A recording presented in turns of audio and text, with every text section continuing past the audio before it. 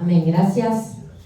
Hermanos, bueno, tenía una palabra, pero Dios me dio otra.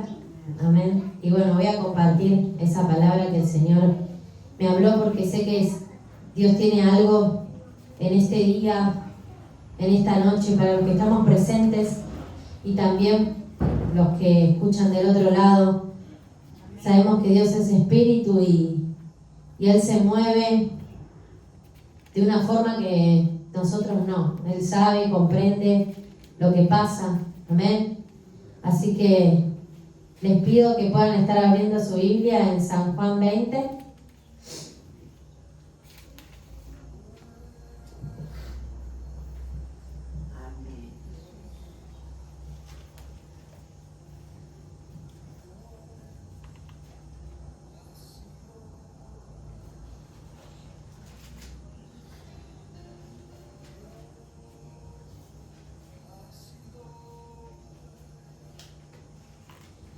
Amén. En San Juan 20 dice: el primer día de la semana, muy de mañana, cuando todavía estaba oscuro, María Magdalena fue al sepulcro y vio que habían removido la piedra que cubría la entrada. Así que fue corriendo a ver a Simón Pedro y al otro discípulo a quien Jesús amaba y les dijo: se han llevado del sepulcro al Señor y no sabemos dónde lo han puesto. Entonces Pedro y el otro discípulo se dirigieron al sepulcro. Ambos fueron corriendo, pero como el otro discípulo corría más rápido que Pedro, llegó primero al sepulcro. Inclinándose, se asomó y vio allí las vendas, pero no entró. Tras él llegó Simón y entró en el sepulcro. Y vio ahí las vendas y el sudario que había cubierto la cabeza de Jesús, aunque el sudario no estaba con las vendas, sino enrollado en un lugar aparte. En ese momento entró también el otro discípulo, el que había llegado primero al sepulcro, y vio y creyó. Hasta entonces no habían entendido la escritura que decía que Jesús tenía que resucitar. Amén. Bueno, este pasaje es muy conocido. Es de cuando encontraron el sepulcro vacío. En Juan dice que fueron 2 de los discípulos. Y yo me hacía meditar en esto del sepulcro y en esto de la acción, ¿no?, que tomaban, de que cuando vieron María Magdalena, ¿no?, dijo: se llevaron del sepulcro al Señor y no sabemos dónde lo pusieron. Y Dios me hablaba sobre esto, que es el alma nuestra, ¿no?, el alma natural, el alma viviente, ¿no?, que es la naturaleza nuestra. O sea, Dios nos creó con una naturaleza. Cuando hizo todas las cosas en el comienzo, cuando hizo a Adán y hizo a Eva, dice Dios que alma viviente eran. Amén. Y veía la condición natural de que al no poder tener todavía el entendimiento de lo que la Escritura decía que Jesús tenía que resucitar, no tenían el entendimiento ellos, aunque habían visto que el sepulcro estaba vacío, no podían entender lo que estaba pasando. ¿Me siguen? Ellos no podían entender que lo que estaba pasando era algo sobrenatural, era algo espiritual, era algo que tenía que suceder, que no era lo que estaban acostumbrados ellos a ver. Ellos estaban acostumbrados a ver cosas naturales. Una persona que muere. Y si no está el cuerpo, ¿qué pasó? Y alguien se lo tuvo que haber llevado. Esa es la lógica. Ese es el razonamiento nuestro, ¿no? Y pensaba en esto y pensaba en cómo nosotros muchas veces, aún conociendo al Señor, cuando nos encontramos con situaciones como estas, actuamos en el alma. Cuando hay cosas que nos están afectando tanto nuestra vida, nos cuesta ver a Cristo resucitado. Nos cuesta ver la obra terminada, porque el alma está afligida. Amén. Y les quiero compartir otro pasaje que habla sobre esto.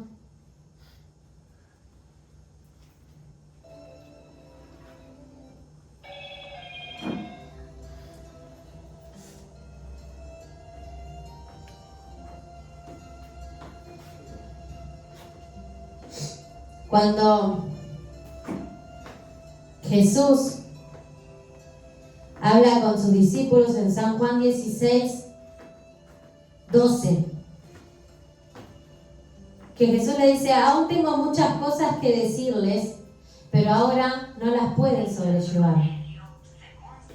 Pero cuando venga el Espíritu de verdad, Él los va a guiar a toda verdad, porque no va a hablar de su propia cuenta, sino que va a hablar todo lo que oiga, y les hará saber las cosas que han de venir. Él me glorificará porque tomará de lo mío y se los hará saber. Todo lo que tiene el Padre es mío, por eso dije que tomará de lo mío y se los hará saber. Todavía un poco y no me verán, y de nuevo un poco y me verán, porque voy al Padre. Y entonces se dijeron algunos de sus discípulos unos a otros: ¿qué es esto que nos dice? Dice: todavía un poco y no me verán, y de nuevo un poco y me verán. ¿Y por qué dice voy al Padre? Ellos decían: ¿qué quiere decir con todavía un poco? No entendemos lo que habla. Jesús conoció que le querían preguntar y les dijo: ¿preguntan entre ustedes acerca de esto que dije, todavía un poco y no me verán, y de nuevo un poco y me verán? De cierto, les digo que ustedes llorarán y lamentarán, y el mundo se alegrará. Pero aunque ustedes estén tristes, su tristeza se va a convertir en gozo. La mujer cuando da luz tiene dolor porque llegó su hora, pero después que dio a luz a un niño ya no se acuerda de la angustia, por el gozo de que nació un hombre en el mundo. También ustedes ahora tienen tristeza, pero los volveré a ver, y se usará su corazón, y nadie les quitará su gozo. En aquel día no me preguntarán nada, de cierto les digo que todo cuanto pidieran al Padre en mi nombre se los dará. Amén. Y después, en el versículo 33, dice: estas cosas les hablé para que en mí tengan paz. En el mundo tendrán aflicción, pero confíen, yo vencí al mundo.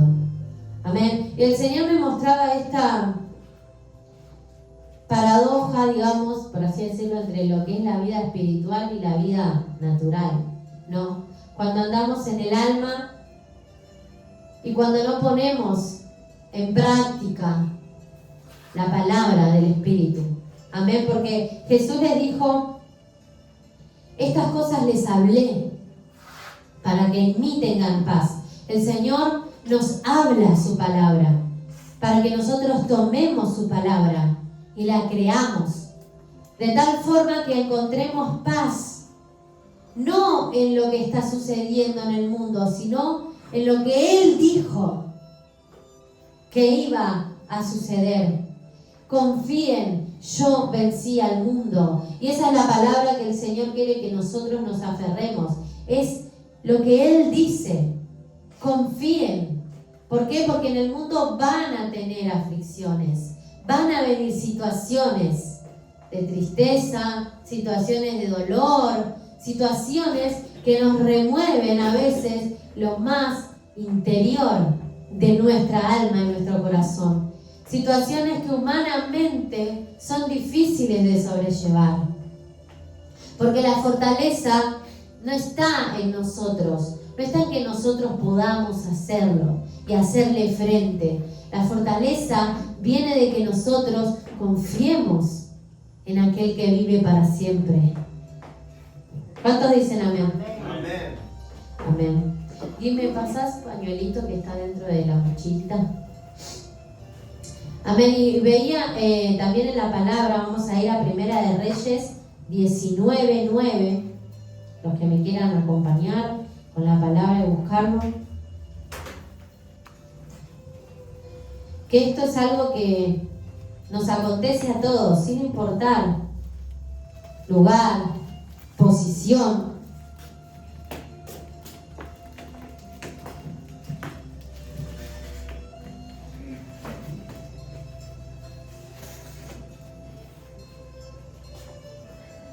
Primera de Reyes 19, versículo 9.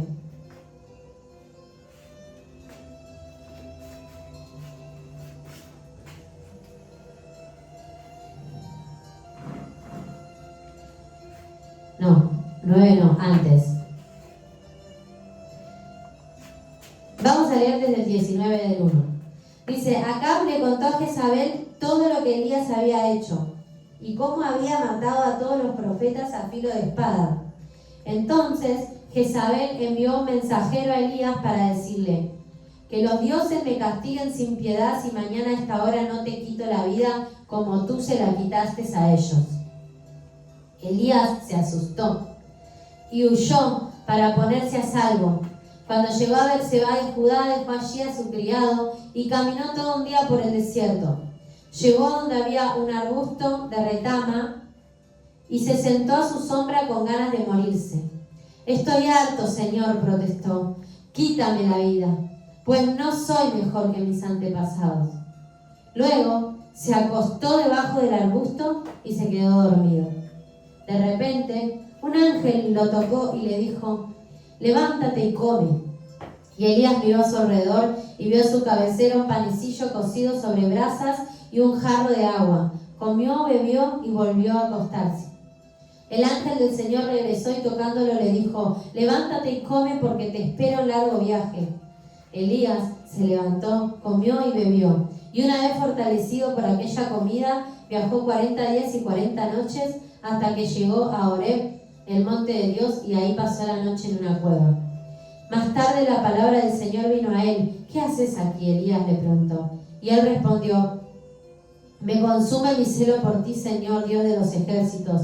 Los israelitas rechazaron tu pacto, derribaron tus altares y a tus profetas los mataron a filo de espada. Yo soy el único que quedó con vida y ahora me quieren matar a mí también.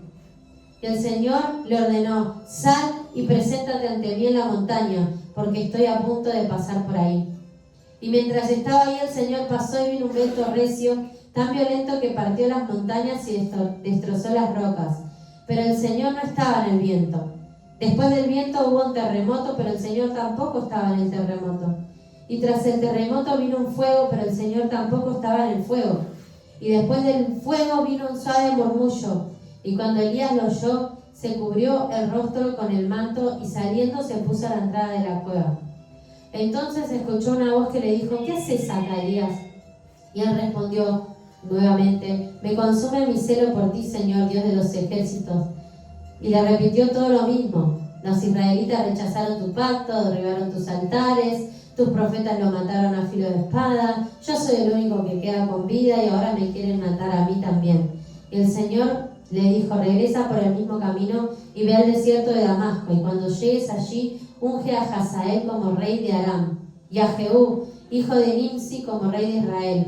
Unge también a Eliseo, hijo de Safat, de Abel Mejolá, para que te suceda como profeta. Jehú dará muerte a cualquiera que escape de la espada de Hazael, y Eliseo dará muerte a cualquiera que escape de la espada de Jehú. Sin embargo, yo preservaré a 7,000 israelitas que no doblaron sus rodillas ante Baal ni lo besaron. Amén.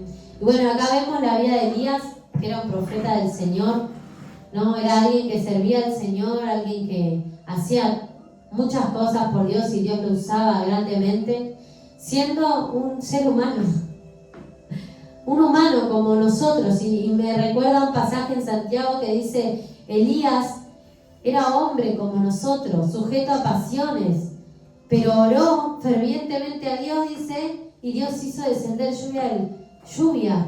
¿Y cuál era la diferencia que había entre Elías y nosotros? La fe. Era el poder de Dios sobre él, pero él no dejaba de ser un simple hombre, como nosotros lo somos. Somos humanos y Dios lo sabe. Por eso Dios, cuando se encontró con Elías, dice que fue y le dio comida y bebida. ¿Por qué? Porque cuando uno se encuentre triste y se encuentra en una cueva y está pasando momentos de soledad o de aflicción, o como él sentía que se quería morir porque se sentía solo. Dijo: nadie está conmigo. Y maté a todos los que estaban en tu contra, a todos los enemigos. Sin embargo, aún todavía me buscan para matarme. ¿No? Y muchas veces nos sentimos de esta manera por las situaciones que pasamos. Y estamos de esa forma, como Elías estuvo también en la cueva. Pero lo grandioso de esto es que el Señor no fue con el fuego a levantarlo y a quemarle las patas, como salí de ahí, sino que el Señor fue, dice, con un siervo apacible, porque Él entiende nuestra condición. Amén. Y el otro día compartía la pastora que hablaba, Jesús es un sacerdote que se compadece de nosotros. No es un Dios que está lejano a nosotros, sino que es un Dios que entiende nuestra condición, pero aunque entiende nuestra condición, no quiere dejarnos ahí. Y no es que no quiere dejarnos ahí porque no comprenda, sino porque sabe que en Él está la salida. Y sabe que si levantamos nuestras cabezas, nos fortalecemos en el poder de su fuerza, vamos a poder continuar adelante, que nos vamos a debilitar y nos vamos a caer muchas veces, y que muchas veces cosas nos van a afligir y nos van a doler, aunque seamos sus siervos, sus ungidos, sus llamados de Dios. Amén. Amén. Pero Dios también quiere que los conozcamos en ese lugar. Tenemos que conocerlo también en el dolor y en la tristeza. Y por eso muchas veces Dios nos permite pasar por esas cosas. Y a veces decimos: ¿por qué no me sacas de acá? Te voy a compartir, esto está en un salmo, que creo que es 42, que es la vida de David.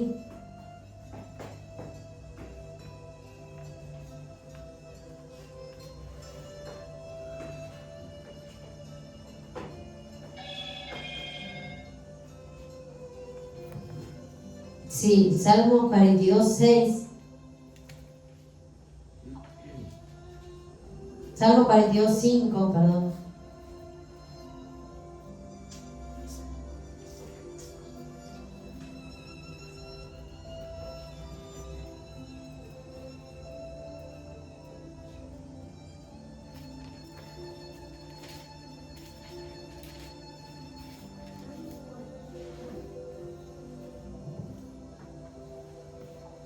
Y dice: ¿por qué te abates, oh alma mía, y te turbas dentro de mí? Espera en Dios, porque aún he de alabarle, salvación mía y Dios mío.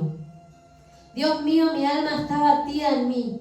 Me acordaré por tanto de ti, desde la tierra del Jordán y de los hermonitas, desde el monte de Mizar. Un abismo llama a otro a la voz de tus cascadas. Todas tus ondas y tus olas han pasado sobre mí. Pero de día mandará Jehová su misericordia, y de noche su cántico estará conmigo, y mi oración al Dios de mi vida. Diré a Dios: roca mía, ¿por qué te has olvidado de mí? ¿Por qué andaré yo enlutado por la opresión del enemigo? Como quien hiere mis huesos, mis enemigos me afrentan, diciéndome cada día: ¿dónde está tu Dios? ¿Por qué te abates, oh alma mía, y por qué te turbas dentro de mí? Espera en Dios, porque aún he de alabarle, salvación mía y Dios mío. Y muchas veces nos encontramos como David, diciendo: Señor, mira lo que estoy pasando. Señor, ¿por qué no sales a mi rescate sobre esta situación? Señor, ¿qué va a decir la gente? ¿Dónde está tu Dios? Mirá, ¿no encontrás salvación en Dios? ¿Por qué si tu Dios es tan grande no te saca de esto? Y nos duele eso. Pero David también lo pasó. Pero él entendió una cosa, y es que la respuesta está ahí, en la fe. Espera en Dios. Es la espera lo que hace que nosotros en su tiempo podamos ver a Dios obrar. Confiar en Él, aún en esos momentos de aflicción, y entender que Dios no nos saca de esas situaciones, no porque Él no se interese por nosotros, no porque Él no entienda lo que estamos pasando, sino porque necesitamos pasar por esas cosas. Necesitamos pasarlas porque Dios está trabajando adentro nuestro. Y muchas veces no van a entender otros. Van a decir, pero ¿cómo si confías en Dios? Estás ahí angustiada o triste o te sentís así. ¿Por qué si no es Dios grande? Pero somos seres humanos. Amén. Y Dios entiende que somos seres humanos. Y es necesario también, ¿saben para qué? Para que nos demos cuenta que con nuestra fuerza no podemos. Y Dios muchas veces lo tiene que hacer una y otra vez. Y de distintas maneras. Cosas que nos afligen. ¿Para qué? Para que vayamos a Él. Para que vayamos a sus pies. Como decía la alabanza, a tus pies arde mi corazón. Para que nosotros podamos arder de amor por Dios. Y entender que el único refugio que tenemos se llama Cristo Jesús. Y entender que también el sepulcro es parte de la victoria. Porque fue necesaria la cruz para que haya resurrección. Porque fue necesaria la muerte para que haya vida. Y lo mismo, las mismas aflicciones nos tienen que pasar a nosotros, los que decimos creer en Dios. Eso se tiene que hacer real en nosotros. Pero Dios no nos va a dejar abatidos. Y Dios no nos va a dejar en esa tristeza, sino que quiere que aprendamos a confiar en Él aún más que antes. Y quiere que aprendamos a confiar a Dios también ahí. Y que podamos empezar a verle a Dios en lugares donde antes no le veíamos. Porque Elías conocía al Dios en el fuego, en la fortaleza, en ese fuego de baja, el fuego del cielo y quema todo. En ese yo. Vemos a Elías que tenía, por lo que describe la palabra, tenía un carácter fuerte. Porque dice que cuando Elías lo quería seguir, yo no te llamé. Él iba. Y eso no hacía que Dios lo amara menos, sino que Dios estaba trabajando en él. Y fue necesario que él hiciera estas cosas para que se diera cuenta que era débil. Que se diera cuenta que todo venía de Dios. Aún esa fuerza interior para hacer tantas hazañas, para confiar que Dios iba a hacer descender fuego del cielo. Amén. Y en Salmo 25, 16 al 18, David fue una persona que tenía un corazón humilde, pero fue alguien que fue muy afligido. Porque aunque David fue rey y Dios le brindó tantas cosas, también sufrió mucho, muchísimo. Aún desde su niñez sufrió desprecio por su padre, por sus hermanos. Aún no confiaban en él. Muchas cosas pasó David. Y aún estando con el Señor, sufría continuas persecuciones. Aún la persona que tenía que haberlo apoyado para sucederlo en el liderazgo fue la que lo persiguió. Tantas cosas pasó David. Y él nos dejó en los salmos muchas de las cosas que él hablaba con Dios en lo íntimo. Porque él entendía que Dios miraba el corazón. Que Dios no miraba la condición. Y sabía que su corazón era débil. Pero eso no lo hacía alejarse de Dios. Al contrario, hacía que la gracia de Dios creciera en él.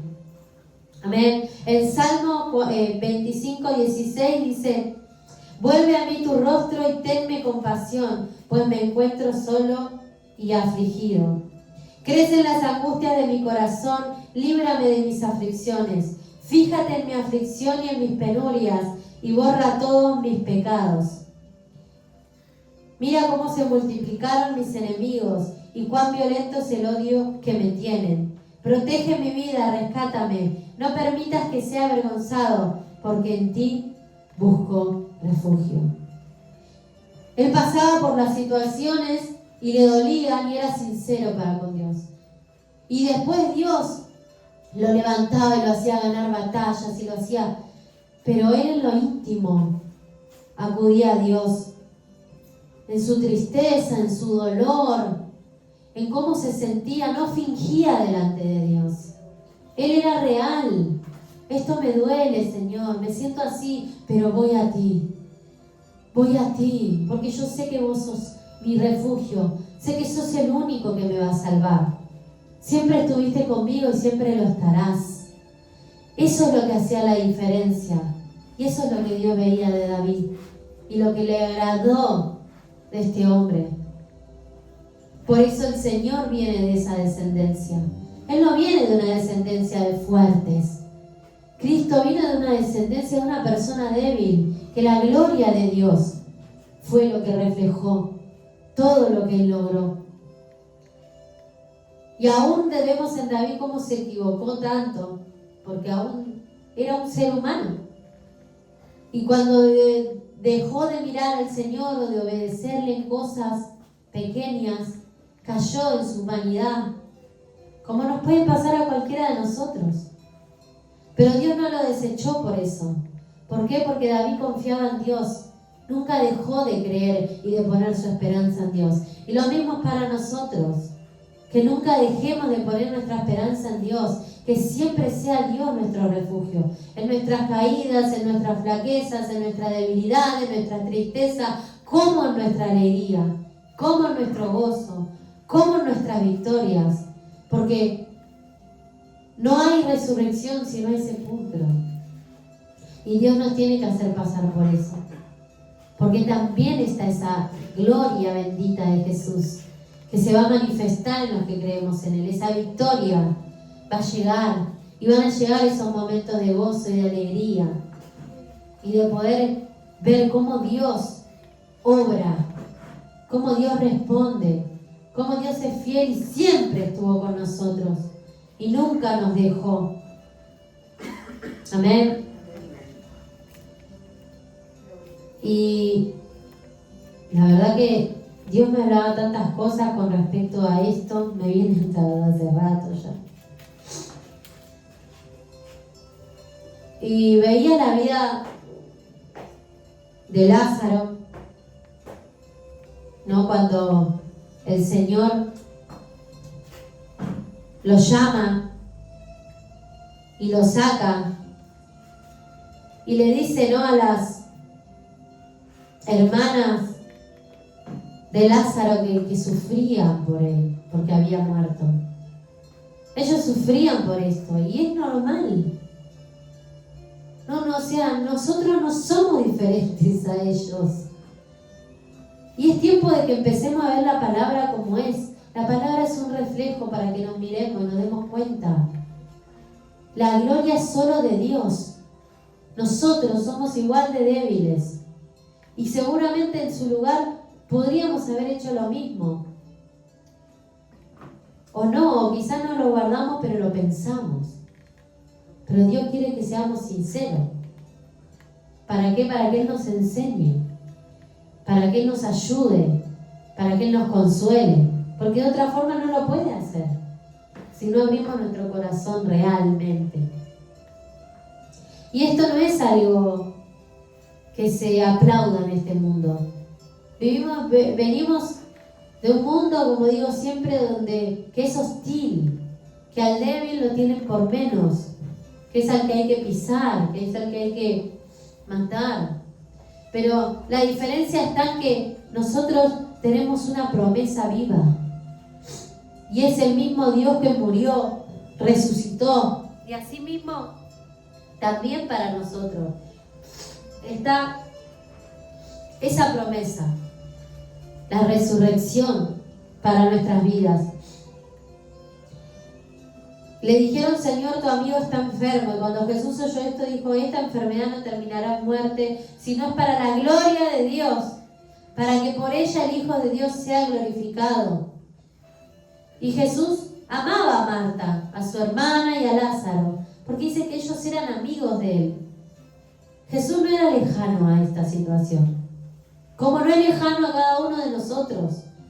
Él conoce nuestra situación, pero muchas veces está esperando que nosotros abramos nuestro corazón a Él y le digamos, y que confiemos en Él, en medio de todo eso. A pesar de eso, cuando oyó que Lázaro estaba enfermo, se quedó 2 días más. Y después le dijo a sus discípulos, volvamos a Judea.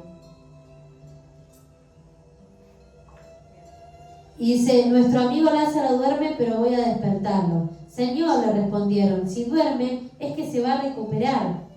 Y Jesús hablaba de la muerte de Lázaro, pero sus discípulos pensaron que se refería al sueño natural. Por eso le dijo, Lázaro murió. Y por causa de ustedes me alegro no haber estado ahí para que crean. Y muchas veces Dios hace cosas también. ¿Para qué? Para que otros crean. A veces nos toca pasar momentos tristes. Y no solo es para nosotros, sino que es para la gloria de Dios. La gloria de Dios no es solo para mí. La gloria de Dios es para que se manifieste al mundo a través de mí, o de lo que Dios hace, permite o no permite en mi vida, y que el mundo, aquellos que no tienen al Señor, puedan creer. Entonces les dijo, pero vamos a verlo. Y Tomás, uno de otros discípulos, le dijo, vayamos también nosotros para morir con él. Re trágico. Tomás, apodado el gemelo. No somos a veces así de exagerados. Y sí, ¿para qué sí? Ya no hay esperanza. También muchas veces nos encontramos de esa forma.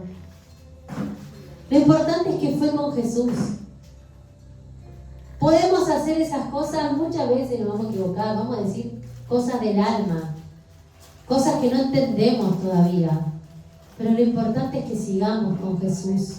Porque si seguimos con Jesús, el Señor, mirá, ahora vas a ver.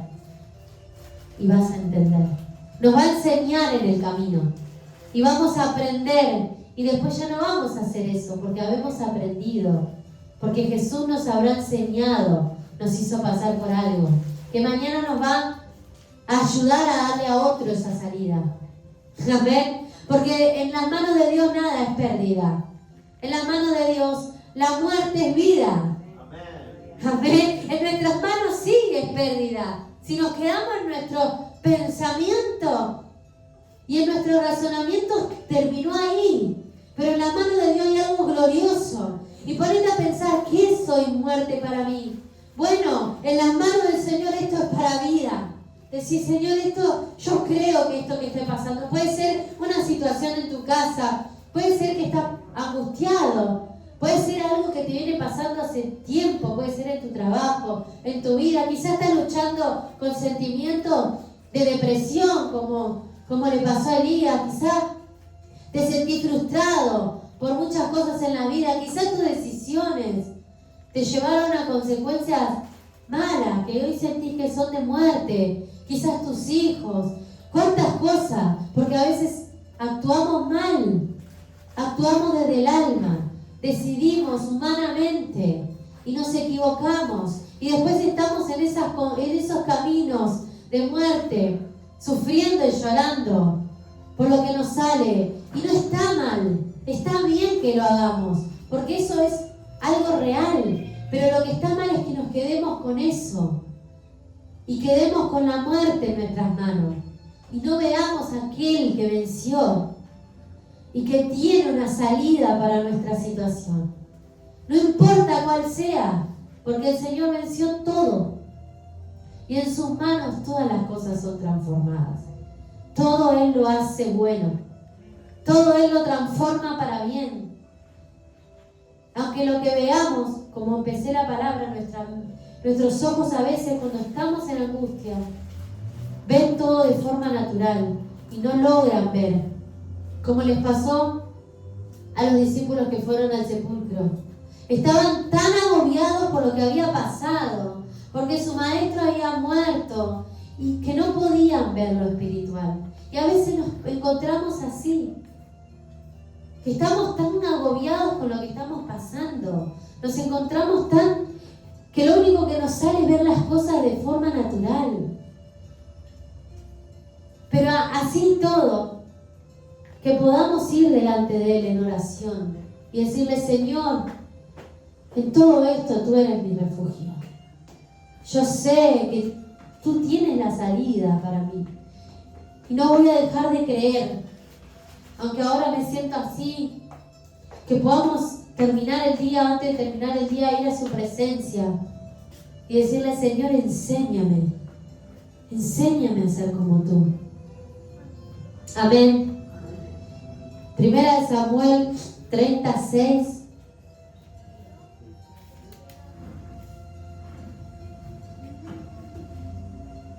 Dice que David se angustió, pues las tropas hablaban de apedrearlo. Es que todos se sentían amargados por la pérdida de sus hijos y sus hijas. Imagínense la situación. Habían perdido, y los que estaban con David, él como líder, habían perdido a sus hijos y a sus hijas.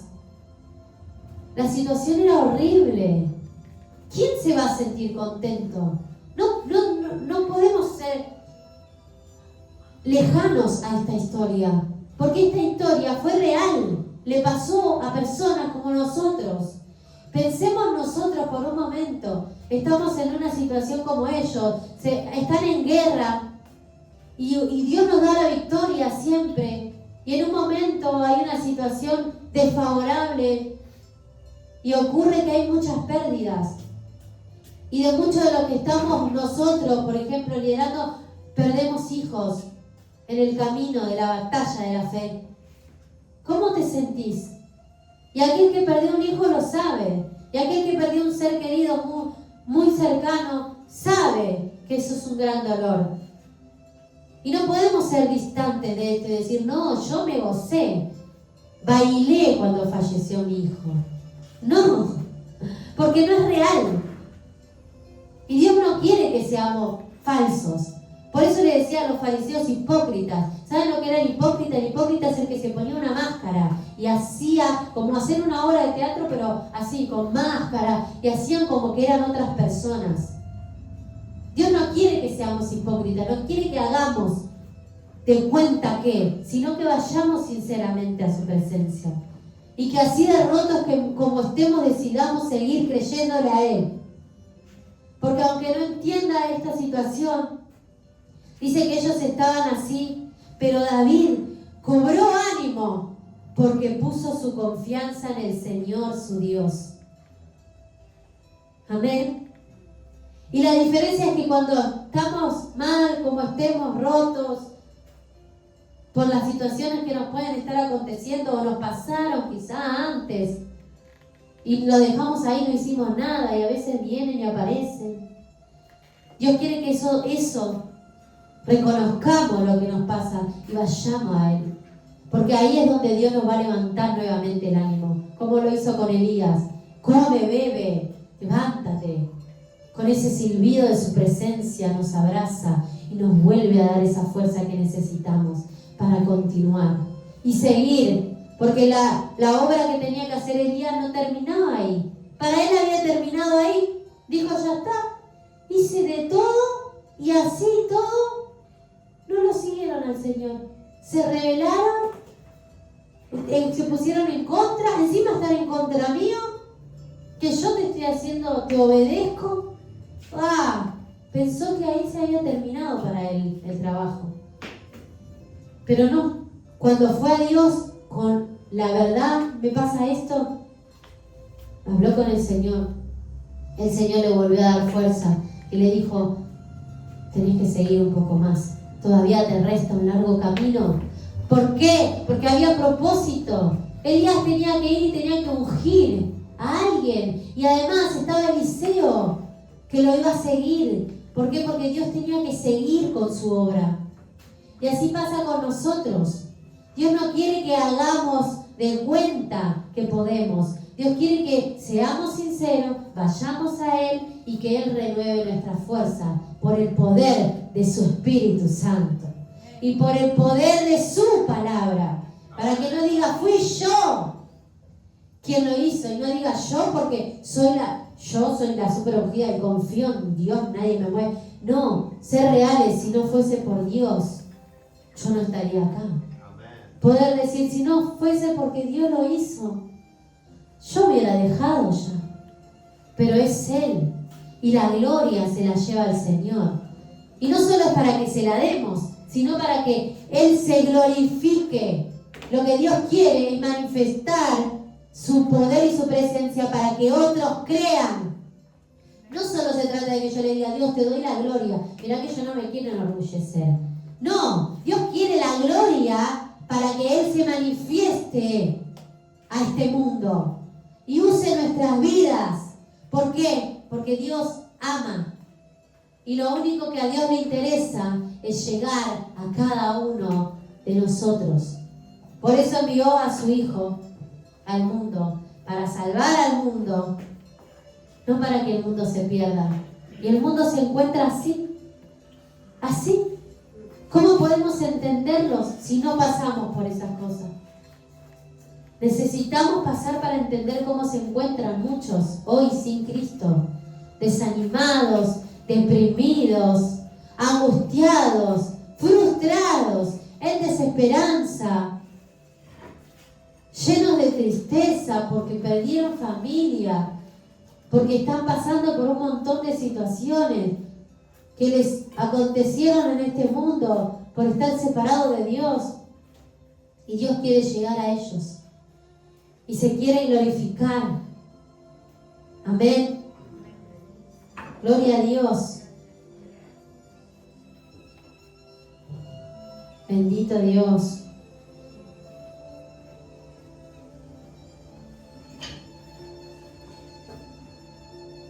En Juan 11, 38, ya lo leímos. Dice, Jesús profundamente conmovido, otra vez vino al sepulcro. Era una cueva y tenía una piedra puesta encima. Y dijo Jesús, quita la piedra.